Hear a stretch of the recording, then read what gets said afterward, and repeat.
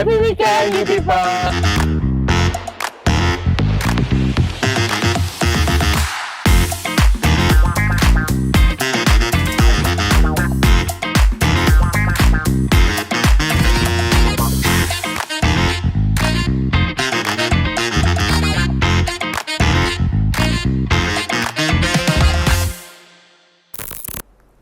Hai you people, happy weekend. Kembali lagi bersama aku Fahri dan aku Eja. Kita lagi ada di program You News Weekend. Untuk you people dimanapun Anda berada, tetap jaga kesehatan dan selamat berakhir pekan. Selamat menghabiskan waktu dengan orang-orang terkasih nih, keluarga, sahabat, teman, dan sebagainya. Iya betul sekali, dan seperti biasa you people, kita juga akan menyajikan beberapa informasi menarik untuk Anda, jadi stay tune sampai akhir.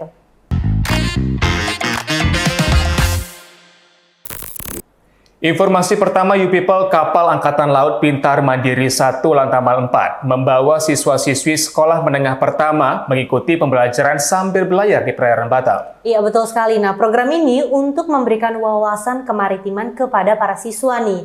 Nah serta diharapkan dapat menjadi sarana komunikasi pendidikan di pulau-pulau wilayah Kepri. Wah, kegiatan yang positif banget ya Jaya, bisa membawa siswa-siswi SMP untuk belajar tentang kemaritiman. Betul pas sekali ya, jadi seperti apa informasinya berikut liputannya.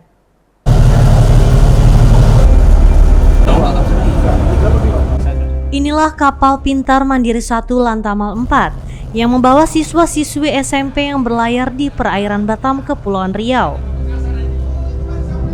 Selain untuk memberikan wawasan kemaritiman kepada para siswa, program ini diharapkan dapat menjadi sarana komunikasi pendidikan di pulau-pulau wilayah Kepri.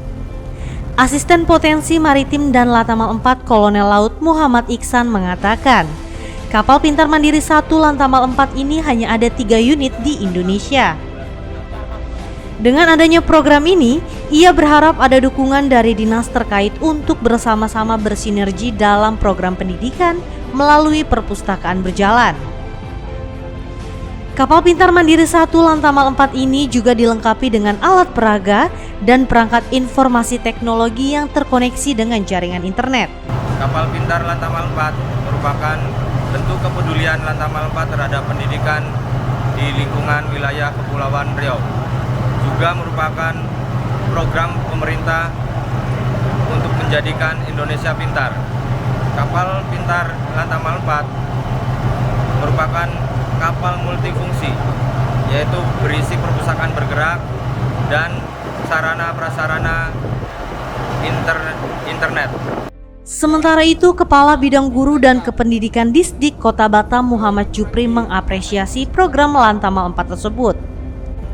Menurutnya, program ini salah satu edukasi yang sangat menyenangkan bagi siswa yang biasanya hanya belajar di dalam kelas. Dan ini adalah salah satu edukasi yang sangat menyenangkan bagi peserta didik, di mana kita ketahui bahwa selama ini mungkin edukasi yang mereka lakukan ini di dalam kelas, di daratan atau di lingkungan sekolah, dan sekarang kita coba memberikan nuansa baru sehingga pembelajaran yang kita laksanakan pada hari ini di kapal tentu salah satu model pembelajaran yang mengasihkan dan menyenangkan.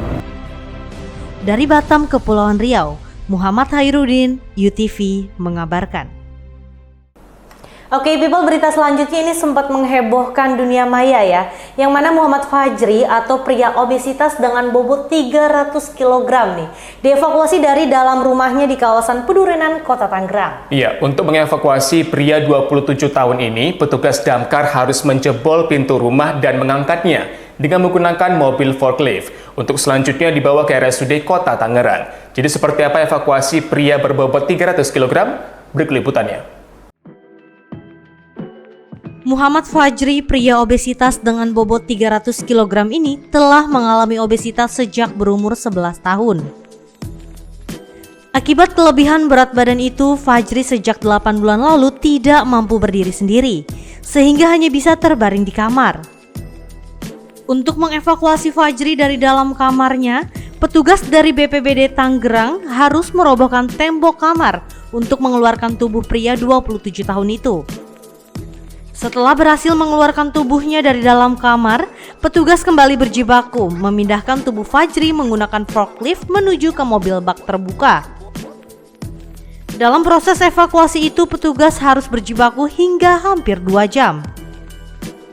Fajri selanjutnya dibawa ke RSUD Kota Tangerang untuk mendapatkan perawatan medis atas penyakit obesitas yang dideritanya. Tim UTV mengabarkan.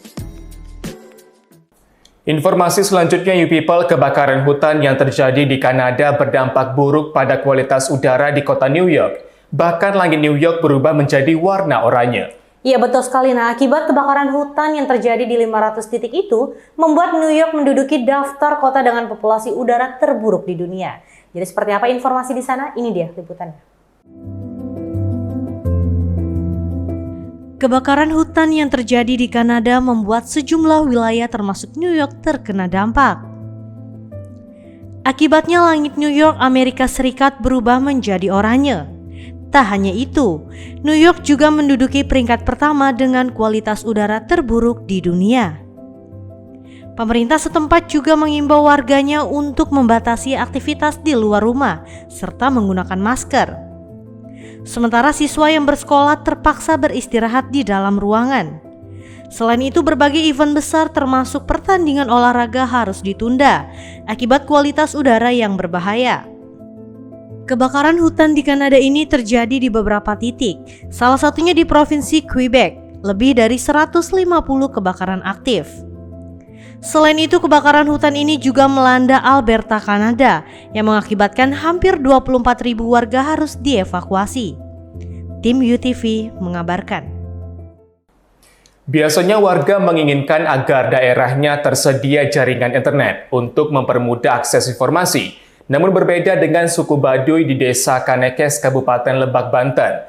Warganya justru meminta penghapusan sinyal internet di wilayah mereka. Iya, nah betul sekali. Alasannya warga Baduy ini ingin menghindari dampak negatif dari akses aplikasi dan konten yang tidak sesuai dengan adat dan moral mereka nih.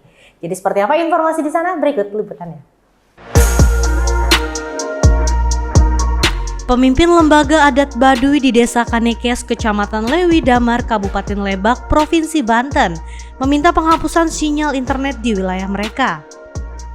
Permintaan tersebut disampaikan melalui surat yang dilayangkan ke Bupati Lebak dan ditandatangani oleh Kepala Desa Kanekes Saija.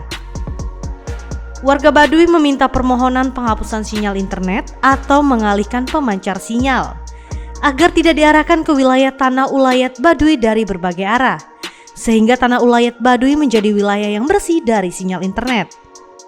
Kemudian suku Baduy juga meminta pembatasan dan mengurangi atau menutup aplikasi, program, dan konten negatif pada jaringan internet yang dapat mempengaruhi moral dan akhlak generasi bangsa. Lembaga adat Baduy keberatan dengan keberadaan 2 tower sinyal internet yang memancar ke wilayah Tanah Ulayat Baduy. Tim UTV mengabarkan.